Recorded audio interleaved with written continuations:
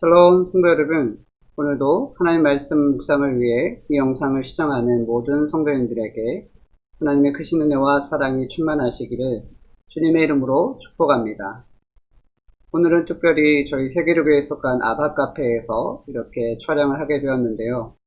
새로운 환경에서 촬영을 하다 보니 마음이 모든 것이 새롭고 또 어색하기만 합니다. 하지만 오늘도 하나님께서 우리에게 부어주신 은혜를 기대하면서 함께 하나님 말씀 보도록 하겠습니다.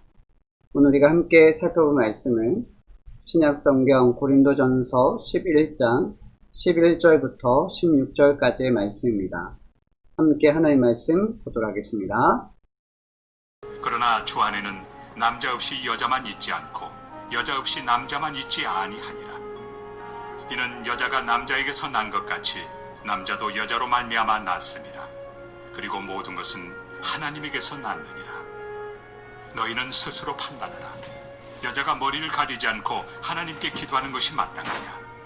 만일 남자에게 긴 머리가 있으면 자기에게 부끄러움이 되는 것을 본성이 너희에게 가르치지 아니하느냐? 만일 여자가 긴 머리가 있으면 자기에게 영광이 되나니 긴 머리는 가리는 것을 대신하여 주셨기 때문이니라. 논쟁하려는 생각을 가진 자가 있을지라도 우리에게나 하나님의 모든 교회는 이런 관례가 없느니라. 성경은 하나님께서 사람을 지으시되 하나님의 형상대로 남자와 여자로 창조하셨다고 기록합니다. 이것은 남녀가 하나님의 형상을 나타내는 상호 보완적인 존재임을 뜻합니다. 또한 여자가 남자에게서 난 것 같이 남자도 여자에게서 나왔고 다시 모든 것이 하나님께로부터 나왔다라는 말씀은 창조 질서에 의해 남녀가 동등함을 의미합니다.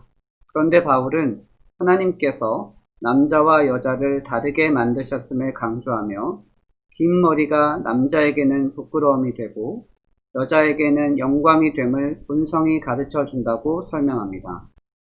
이를 통해 남자다움과 여자다움에 대한 문화적, 시대적 통념에 앞서 창조 질서에 따른 남자와 여자의 분명한 차이가 있음을 안내합니다.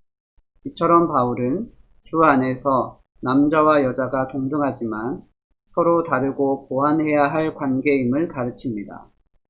그러므로 그리스도인은 창조 질서 안에서 성별에 대한 차이를 존중하고 상호 협력하면서 창조주 하나님의 아름다우신 계획을 나타내야 합니다.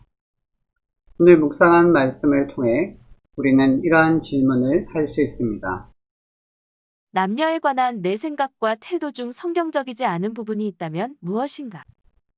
성도 여러분, 오늘 본문에서 바울은 남성에게 있어 긴 머리는 부끄러움이 되지만 여성에게 있어서 긴 머리는 영광이 됨을 이야기합니다.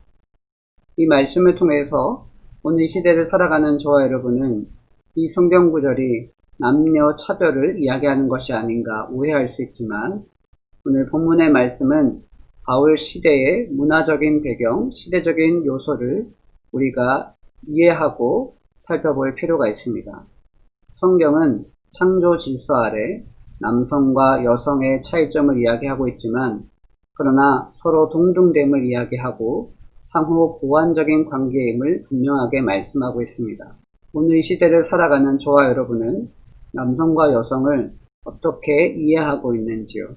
하나님께서 말씀하신 창조의 질서 아래 우리가 남성과 여성의 차이점을 잘 이해하고 하나님의 창조 계획 속에 아름다운 가정을 이루어가는 귀한 모습이 있기를 주님의 이름으로 축복합니다.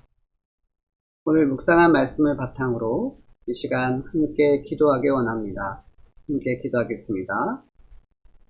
사랑해 주님, 하나님의 창조 질서 아래 남자와 여자가 서로 협력하여 하나님 나라를 온전히 이루어 나가게 하시고 하나님의 영광을 나타내게 하소서. 서로의 연약함과 부족함을 보완하며 아름다운 가정을 이루게 하시고 가정의 주인이 하나님이심을 고백하며 겸손히 순종하는 삶 살게 하소서.